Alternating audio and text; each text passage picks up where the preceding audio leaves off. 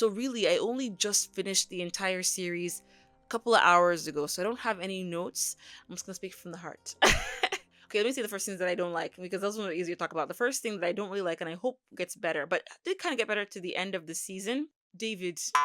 Imagine. David, gosh, he's young. He's making a lot of very young guy egos problems, kind of mistakes in this series. And I'm going to say that it kind of took me off. I was just glad that he had an older brother there that was going to help him to keep himself in check, because this guy was going to blow it and get himself killed like episodes in. Like, what's wrong with this guy? I just feel like they gave him the temperament, behavior, the attitude of a typical 16-year-old boy living in America. And the context is very different for how he grew up versus how a 16-year-old guy in America grew up. Very, very different. So I'm not sure if they got his character quite right. Granted, he's young. He's young, but he's not inexperienced.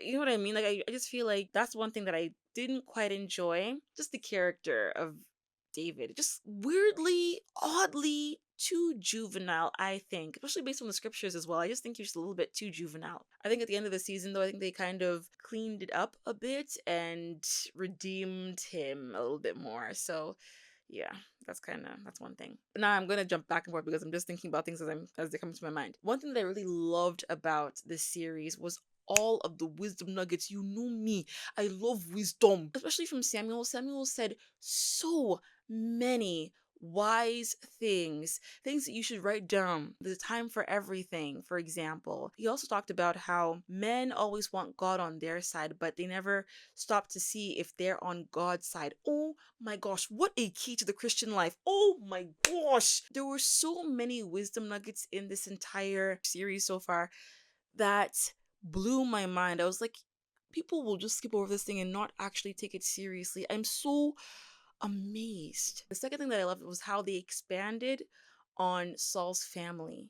What else did I like? The humor. I like the humor. Now, I did say that it felt kind of heavy when I was watching the first episode, but they did fit in some bits of humor in there, and they're a lot of fun to watch. Please, whoever the actor was that played Saul in his mad states, please pray for him. That's not funny. I think about the Joker, for example, and how he went mad. I really like those scenes. I felt like they were really well done. But in the back of my mind, I was just thinking about the actor and just thinking, God do.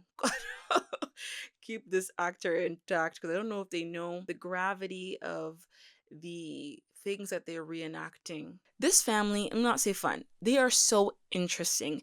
And this is what I love about The Chosen. They are able to put the context in between so that when they do get to those major scenes that we all know and love, everything makes sense.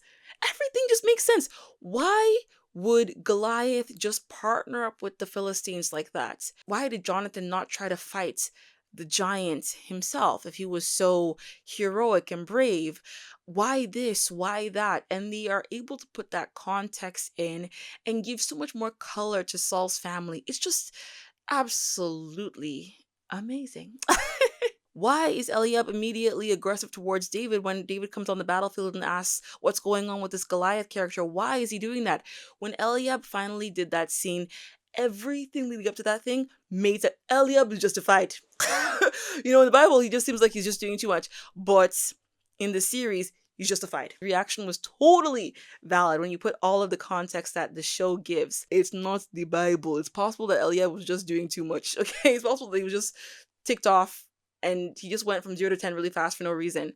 But in the series, how they explain it, it just makes everything make sense. So I just love that. So if you have not watched House of David, I promise you have to watch it. It is an excellent, excellent, excellent series. Excellence in storytelling, excellence in production, excellence in acting, excellence in music, excellence, excellence, excellence. I loved it, and you will too. So that's all from me today, and I will see you next time in a new video. Bye!